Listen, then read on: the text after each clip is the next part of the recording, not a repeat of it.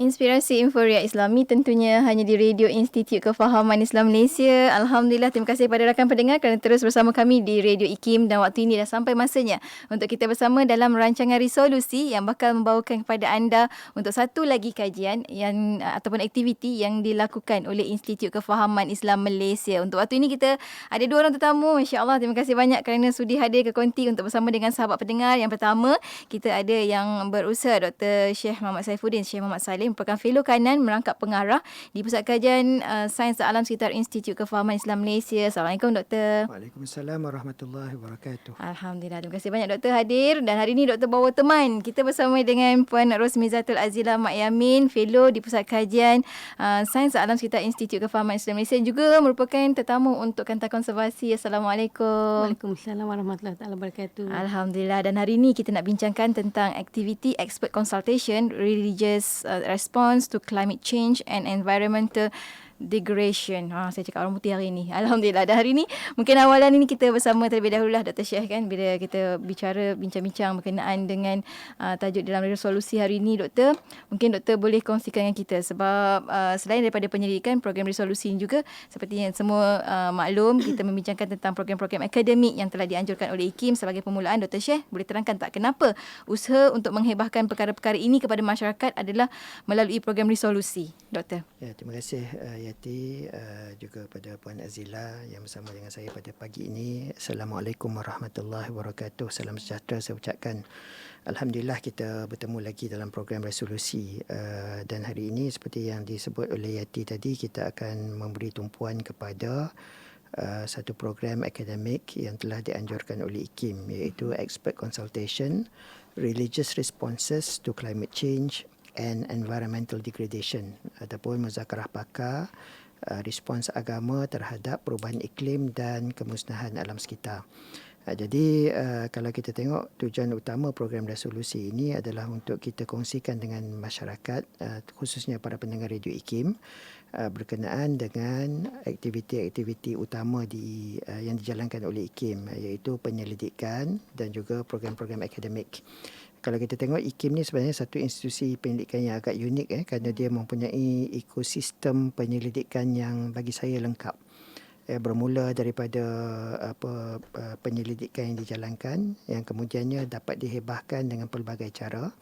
Yang pertamanya melalui penerbitan, yang keduanya melalui program akademik, dan yang ketiganya adalah menerusi media yang dimiliki oleh IKIM, khususnya Radio IKIM dan juga TV IKIM. Jadi program resolusi ini adalah satu program khusus yang diadakan untuk membolehkan ahli-ahli akademik IKIM untuk berkongsi dengan para pendengar berkenaan dengan apa yang dilakukan dalam konteks memberi kefahaman tentang Islam. Baik, isu yang kita bincangkan hari ini ataupun menerusi expert consultation yang dianjurkan ini memfokus kepada isu climate change ataupun perubahan iklim, dan juga environmental degradation ataupun kemusnahan alam sekitar, iaitu isu yang saya kira amat kontemporari dan juga amat penting untuk difahami dari sudut sainsnya dan juga polisi. Tetapi waktu yang sama juga kita perlu sedar bahawa agama juga mempunyai peranan untuk menangani isu-isu ini, dan kita sebagai umat Islam pastinya mempunyai peranan dan tanggungjawab yang besar untuk memastikan agar tugas kita sebagai khalifah untuk menjaga alam ini dapat berjalan dengan baik, berpandukan kepada apa yang disarankan oleh Islam menerusi Al-Quran dan juga Sunnah.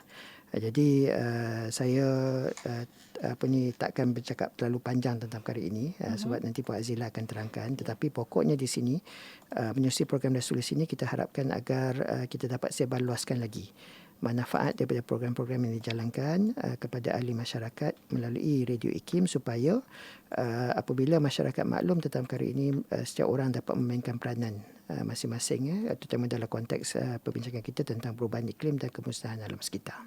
InsyaAllah kita kena faham, sebab kita sebagai manusia ni, kita sebahagian daripada alam sekitar juga. Betul. Kita kena jaga alam sekitar kita. Dan seperti mana yang Dr. Syekh nyatakan tadi, kita akan bersama juga dengan Puan Azi untuk berkongsi dengan kita berkenaan dengan ini.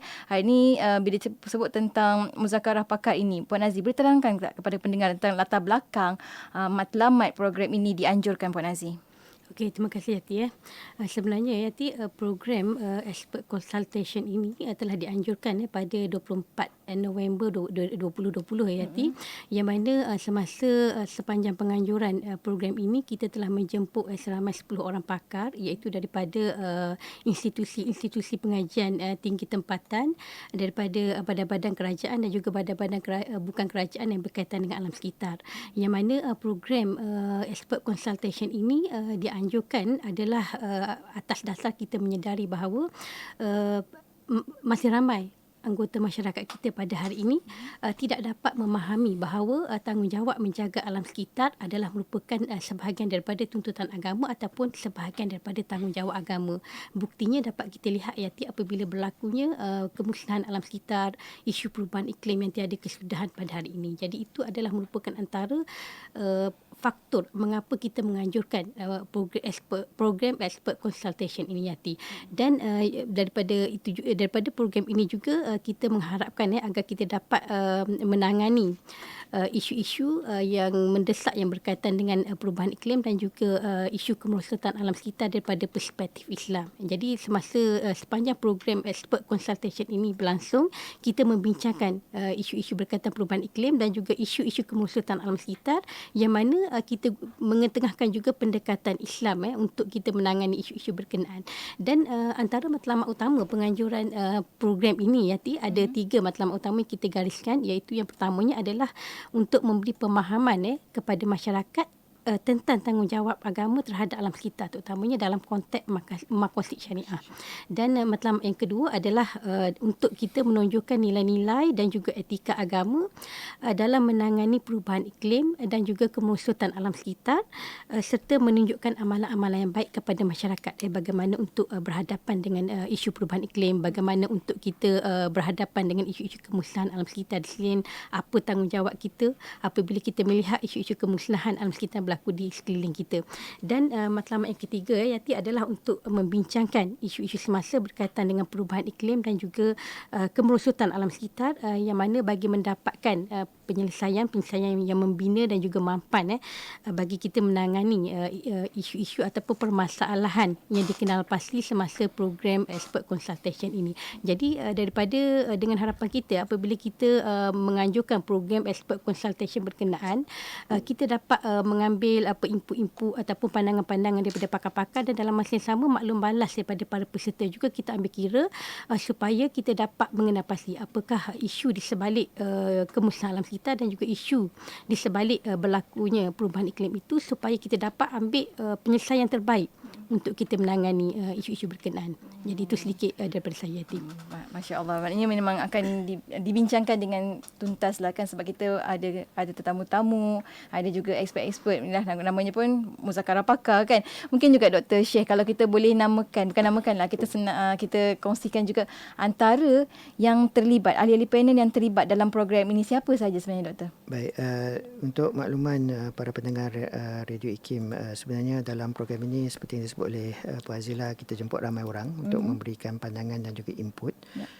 Kita mulakan program tersebut dengan ucapan tema oleh Yang Amat Bahagia Dr. Ahmad Sarji bin Abdul Hamid, pengerusi IKIM, dan diikuti oleh perkongsian oleh Datuk Dr. Azizah binti Baharudin, Ketua Pengarah IKIM. Dan seterusnya kita ada pakar-pakar seperti Dr. Zurina Mukhtar daripada Kementerian Alam Sekitar dan Air, maknanya di situ kita ada pembuat dasar. Kita juga ada Profesor Dr. Muhammad Nizam Muhammad Said daripada Institut Perubahan Iklim Universiti Kebangsaan Malaysia, seorang pakar dalam bidang perubahan iklim. Kita ada juga Profesor Dr. Sumiani binti Yusof daripada Institute of Ocean and Earth Sciences daripada Universiti Melaya, juga seorang penyelidik yang terkenal dalam bidang beliau. Profesor Datuk Dr. Mazlin bin Mukhtar daripada Lestari Universiti Kebangsaan Malaysia. Kemudian kita ada Engineer Azman Mat Jusoh daripada Nahrim, yang merupakan pengarah bahagian yang bertanggungjawab tentang isu-isu perubahan iklim di Nahrim. Daripada NGO kita ada Profesor Dr. Ahmad Ismail, Presiden Malaysian Nature Society. Kita ada juga Datuk Haji Zahari Ibrahim, Timbalan Ketua Pengarah daripada Jabatan Perhutanan Semenanjung Malaysia, yang mana beliau berkongsikan usaha-usaha yang dijalankan oleh Jabatan Perhutanan untuk membantu menangani isu-isu kemusnahan alam sekitar, khususnya yang berkaitan dengan hutan lah. Kita ada Profesor Dr. Naushad Amin daripada Institute of Sustainable Energy, Universiti Tenaga Nasional. Beliau ni pakar tentang teknologi solar. Jadi beliau kongsikan perspektif beliau terhadap isu nak menangani isu perubahan iklim ini. Kita ada Dr. Khamarul Azhari Razak daripada Disaster Preparedness and Prevention Center, Universiti Teknologi Malaysia. Yang ini beliau kongsikan dari sudut pengurusan bencana. Bila dah berlaku kerosakan atau kemusnahan alam, pasti akan berlaku bencana. Betul. Apa yang kita boleh buat? Betul. Apa yang boleh kita buat, apa yang perlu kita buat untuk bersiap siaga dan juga untuk mitigasi. Mencegah. Mitigasi. Kemudian akhir sekali kita ada Dr. Muhammad Istajid Mukhtar daripada Jabatan Pengajar Sains dan Teknologi, Fakulti Sains Universiti Melaya. Jadi kesemua mereka ini telah pun memberikan input dan bagi saya maklumat berguna tentang isu yang kita bincangkan daripada pelbagai perspektif, daripada perspektif pembuat dasar, daripada perspektif penyelidikan, daripada perspektif kesiapsiagaan masyarakat, peranan masyarakat dan juga peranan agama. Jadi di sini saya kira program sepanjang saya hampir 3 jam tempoh hari adalah satu program yang begitu padat dengan pelbagai maklumat yang berguna, yang mana kalau kita boleh laksanakan, kita boleh terapkan dalam diri kita sebagai ahli masyarakat, saya yakin kita dapat menyumbanglah ke arah menangani masalah yang timbul berkaitan dengan alam sekitar ni. Menarik. Bila kita tengok barisan ahli panelnya pun bukan calang-calang, ya. Bukan calang-calang untuk kita ketengahkan, untuk kita bawakan satu wadah yang sangat baik untuk sama-sama kita nak menjaga alam sekitar kita. Cumanya Puan Azzi, kalau kita boleh juga nak tahulah antara cadangan-cadangan menarik yang diperolehi dapatan daripada program Muzakarah Pakar tersebut. Okey, terima kasih Yati. Jadi antara daripada expert consultation tempoh hari, Yati, sebenarnya ada 4 saya kira cadangan yang menarik. Yang pertamanya iaitu mengenai cadangan pindaan akta kualiti alam sekeliling, yang mana ada cadangan untuk menerapkan juga isu perubahan iklim dalam akta berkenaan. Yang mana dalam penambahbaikan akta-akta dan juga pindaan ini perlu ada keterlibatan yang konstruktif daripada Kementerian Asar dan juga pemegang taruh ataupun pakar-pakar akademik dan juga institusi yang mewakili expert consultation religious responses to climate change and environmental degradation. Jadi pindaan akta itu perlu melibatkan juga para pakar-pakar yang terlibat semasa expert consultation ini supaya mereka boleh memberi pandangan yang lebih tuntas untuk menambah baik pindaan akta berkenaan. Yang keduanya, cadangan yang kedua adalah cadangan agar pencemaran air diisytiharkan sebagai bencana. Bukan sahaja pencemaran air, tetapi itu bencana ya. Bencana lah ya kepada betul, kehidupan. Bukan sahaja pencemaran air, tetapi mungkin boleh juga dikenal pasti isu-isu ataupun permasalahan alam sekitar lain yang juga boleh diisytiharkan sebagai bencana. Mengapa perlunya untuk kita isytiharkan sebagai bencana ini, Yati? Kerana apabila kita isytiharkan sebagai bencana ini, mungkin perhatian yang lebih khusus boleh diberikan untuk menangani isu-isu yang berkait dengan isu permasalahan alam sekitar berkenaan. Seterusnya, cadangan yang ketiga adalah cadangan untuk meningkatkan lagi jumlah taman-taman negara dan juga negeri-negeri juga disyorkan untuk memiliki taman negeri sendiri, yakni bagi melindungi habitat hidupan liar. Jadi saya kira cadangan yang ketiga ini juga amat menarik, ya, kerana amat menarik dan juga penting kerana kalau kita harapkan taman-taman negara yang sedia ada sahaja semata-mata tidak mencukupi. Kerana kalau kita tengok pada hari ini pun, ya, taman-taman negara yang ada di sekitar berdekatan dengan taman negara masih ada lagi aktiviti-aktiviti pembangunan dilakukan. Jadi perlu mewujudkan lagi ataupun mewartakan lebih banyak lagi taman negara, dan negeri-negeri juga perlu mewartakan taman negeri masing-masing supaya kita dapat melindungi alam sekitar itu dengan lebih berkesan lagi. Jadi tidak mengharapkan 1, 2 ataupun 2, 3 taman negara semata-mata. Jadi insya-Allah apabila masing-masing bekerjasama antara negeri dan juga persekutuan, insya-Allah usaha ke arah kita melestarikan alam sekitar itu akan menjadi bertambah mudah. Seterusnya cadangan yang terakhir adalah cadangan untuk berusaha ke arah mewujudkan indeks kelestarian Islam. Jadi ini boleh diusahakan secara bersama baik agensi-agensi yang melibatkan agensi-agensi Islam dan juga agensi-agensi alam sekitar, sama ada NGO, institusi pengajian tinggi. Jadi ini boleh dibincangkan secara bersama untuk kita wujudkan indeks kelestarian alam sekitar supaya usaha untuk kita melestarikan alam sekitar ini akan dapat dilakukan dengan lebih berkesan lagi pada masa akan datang, insya-Allah. Hebat ni, bukannya mudah-mudah kita nak kumpulkan orang, kita nak memberikan satu perbincangan yang mana dia akan dimanfaatkan bukan sekadar untuk manusia tapi untuk alam sekitar. Itu yang paling penting sebab kita ada sebagai khalifah kan doktor kan di atas muka bumi ini antara tugas-tugas kita. Cumanya doktor, bila kita dah lakukan muzakarah pakar ini dan kita telah kumpulkan idea-idea, cadangan-cadangan yang sangat baik, apa antara harapan IKIM sendiri terhadap isu yang dibincangkan menerusi program ini, iaitu perubahan iklim dan juga kemusnahan alam sekitar ini doktor? Baik, terima kasih Hati. Para pendengar yang dirahmati Allah sekalian, apabila IKIM menjalankan sesuatu program, biasanya kita tidak berhenti di situ. Betul. Apa yang kita lakukan ialah dalam konteks muzakarah ini ataupun expert consultation ini, hasil daripada perbincangan itu dikumpulkan untuk dibukukan. InsyaAllah akan terbit menjelang separuh kedua tahun ini. Kompilasi semua muzakarah pakar dan kolokium yang dianjurkan semenjak 2018 sehingga awal 2021 akan dikumpulkan, termasuklah expert consultation tentang religious responses to climate change and environmental degradation ini. Jadi semua isi kandungan perbincangan tersebut akan dapat dirujuk oleh sesiapa yang berminat. Itu yang pertama. Yang keduanya juga, kita akan ketengahkan atau utarakan cadangan-cadangan daripada muzakarah pakar ini seperti yang disebut oleh Puan Azila tadi, yang 4 tadi, kepada pihak-pihak yang berkepentingan dan pihak-pihak yang berautoriti untuk mereka melihat cadangan ini dan untuk mereka bawa cadangan ini ke satu tahap yang lebih tinggi, khususnya pelaksanaan lah. Jadi itu yang kedua yang kita lakukan. Dan yang ketiganya, kita hebahkan kepada masyarakat menerusi program resolusi ini. Ada perkara-perkara yang mungkin tidak perlukan sampai pembuat dasar untuk laksanakan. Ada perkara yang kita boleh laksanakan pada peringkat diri kita sendiri. Contohnya, saya nak tarik perhatian kepada 4 prinsip yang disebut oleh Yang Amat Bahagia Tuan Pengerusi IKIM berkenaan dengan penjagaan alam sekitar yang sepatutnya kita sebagai umat Islam perlu terapkan dalam diri kita. Yang pertama, prinsip khalq, iaitu pencipta. Maksudnya di sini, kalau kita sebagai umat Islam, kita percaya bahawa Allah Subhanahu Wa Taala menciptakan segala sesuatu, termasuklah alam yang ada di sekeliling kita. Maka kalau kita sedar akan perkara itu, maka kita tidak akan terfikir hendak merosakkan alam ini. Betul. Jadi prinsip khalq ini adalah satu prinsip yang penting. Yang kedua adalah prinsip khilafah, iaitu kita sebagai manusia dilantik oleh Allah Subhanahu Wa Taala sebagai khalifah yang memikul tanggungjawab untuk membangunkan dan mengimarahkan muka bumi.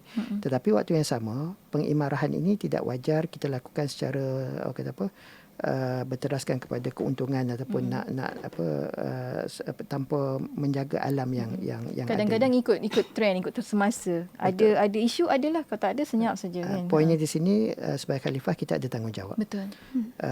Yang ketiga adalah prinsip mizan, keseimbangan. Allah dah jadikan alam ini dengan begitu cantik sekali, begitu seimbang.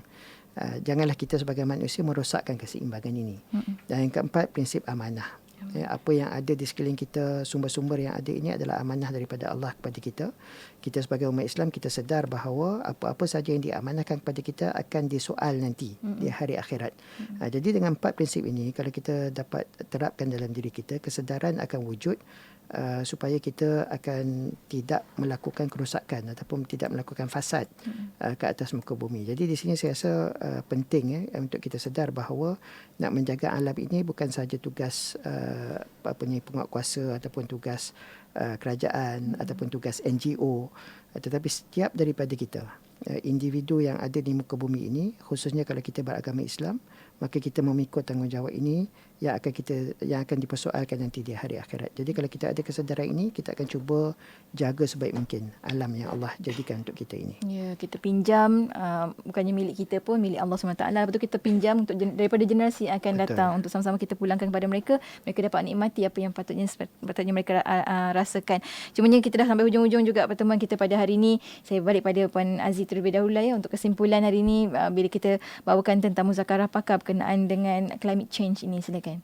Okey, baik Yati. Sebenarnya daripada program expert consultation yang dianjurkan ini, Yati sebenarnya telah menekankan banyak aspek terutamanya tentang usaha-usaha yang telah dilakukan baik oleh pihak pemerintah, institusi-institusi pengajian tinggi, badan-badan kerajaan yang berkaitan dan juga badan-badan bukan kerajaan yang badan-badan bukan kerajaan yang melibatkan isu-isu berkaitan dengan alam sekitar ini untuk menangani masalah kemusutan dan juga perubahan iklim ini Yati. Namun kita lihat pada hari ini usaha-usaha yang dilakukan seolah-olah tidak kurang memberi keberkesanan. Jadi di sini saya kira ia memerlukan sinergi antara jabatan-jabatan berkepentingan dan juga dengan pihak pemerintah. Maksudnya masing-masing perlu berganding bahu untuk sama-sama melihat kelompangan. Di mana ada kelompangan, maka di situ sama-sama perbetulkan, sama-sama usahakan untuk supaya kelompangan itu dapat ditangani. Supaya usaha untuk kita melestarikan alam sekitar ataupun untuk menangani isu kemusutan alam sekitar, isu perubahan iklim berlaku pada hari ini dapat dilakukan secara bersama, dapat dilakukan secara proaktif dan juga dapat memberi kesan yang kita boleh nampak dengan mata kita. Maksudnya dalam ketika muzakarah pakar ini juga disentuh tak tentang kelompangan-kelompangan yang ada tu, yang wujud? Ya, ada disentuh juga. Baik. Sebab perbincangan secara menyeluruh semasa muzakarah pakar berkenaan terutama berkaitan dengan pelbagai isu lah yang melibatkan isu kemusutan alam sekitar yang berlaku, terutamanya melibatkan pencemaran dan juga isu perubahan iklim dan apa punca berlakunya perubahan iklim. Jadi kat situ kita kena pasti sebenarnya apa solution kepada permasalahan yang berlaku itu. Betul. Dan apabila kita melakukan secara bersama, maksudnya kalau yang jabatan ini tak ada kepakaran, bekerjasama dengan jabatan yang ada kepakaran. Betul. Dan begitu juga kalau jabatan institusi pengajian tinggi ini kurang dana, mungkin mereka boleh bekerjasama dengan institusi pengajian lain dan juga jabatan-jabatan yang ada mempunyai dana dan bekerjasama dengan NGO-NGO. Dan kalau kita lihat NGO-NGO, mereka tak punya banyak dana, tetapi mereka ni mempunyai kepakaran yang luar biasa kerana mereka terlibat secara langsung di lapangan. Jadi kena ada gabungan antara ketiga-tiga pihak, iaitu pemerintah, agensi kerajaan, NGO dan juga institusi pengajian tinggi.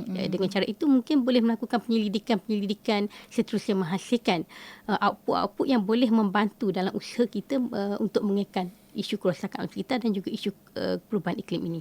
Alhamdulillah. Itu yang kita inginkan bila kita melakukan satu muzakarah pakar. Harapnya ada solusi, kesimpulan yang boleh kita bawa kepada masyarakat terus. Dan doktor sendiri di hujung ni, sebab kita pun menunggukan juga buku kompilasi untuk muzakarah pakar yang daripada 2018 kita kumpulkan dan insyaAllah akan dibawa kepada untuk orang awam untuk dapat bacaan. Mungkin sedikit di sini hujung kesimpulan daripada doktor sendiri untuk muzakarah pakar ini. Saya fikir isu alam sekitar dan juga isu perubahan iklim adalah satu isu yang amat penting untuk kita sentiasa cakna. Betul.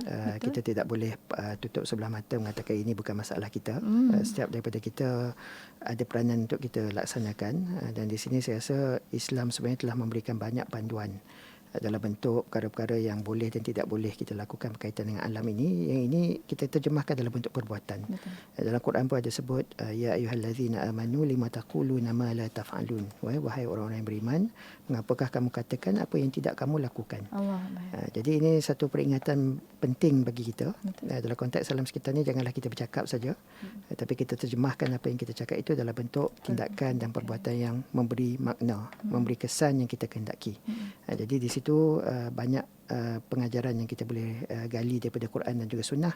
Kita terjemahkan dalam bentuk tindakan kita, baik dalam bentuk polisi, baik dalam bentuk amalan harian kita, supaya kita dapat memastikan agar alam sekitar yang kita ada ini, anugerah daripada Allah ini tidak mengalami kerosakan dan juga kita menjejaskan masa hadapan generasi akan datang. InsyaAllah, mudah-mudahan dengan adanya muzakarah pakar seumpama ini, kita tak sewenang-wenangnya menuding jari terhadap individu tersebut untuk menjaga alam sekitar, tapi kita sendiri ada peranan kita, ada juga penguatkuasaan yang dilakukan oleh rakan-rakan kita NGO dan sebagainya. Masya Allah. Jadi alhamdulillah muzakarah pakar telah pun berjalan. Alhamdulillah, kita nantikan buku kompilasinya supaya kita semua dapat mengambil iktibar dan juga dapat belajar sesuatu daripada muzakarah pakar tersebut. Terima kasih banyak saya ucapkan pertama kepada Dr. Syekh untuk perkongsian pada hari ini dan juga Puan Aziz untuk perkongsian. Kita sampai sini saja. Esok ada apa-apa ucapan khas ke mungkin, insya-Allah doktor?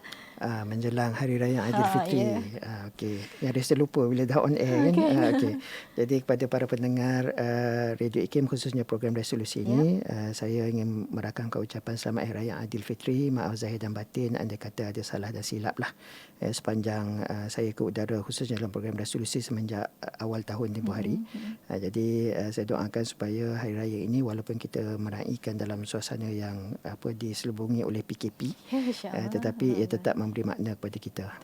Banyakkan bertabah, banyakkan berdoa dan pastikan kita sentiasa mematuhi SOP. InsyaAllah. Puan Aziz sikit. Okey. Saya ingin mengucapkan selamat hari raya kepada para pendengar Radio IKIM, dan satu pesanan saya dalam pada kita meraihkan hari raya ini, perlu ingat patuhi SOP dan juga kita jaga kita. Betul, insya-Allah. Terima kasih banyak saya ucapkan kepada kedua-dua tetamu hari ini, sama-sama membincangkan berkenaan dengan muzakarah pakar Religious Responses to Climate Change and Environmental Degradation. Sampai kita bertemu lagi lain masa insya-Allah. Assalamualaikum. Waalaikumsalam Waalaikumsalam warahmatullahi warahmatullahi wabarakatuh. Dan untuk anda rakan pendengar, teruskan kesetiaan bersama kami tentunya hanya di IKIM Inspirasi Inforia Islami.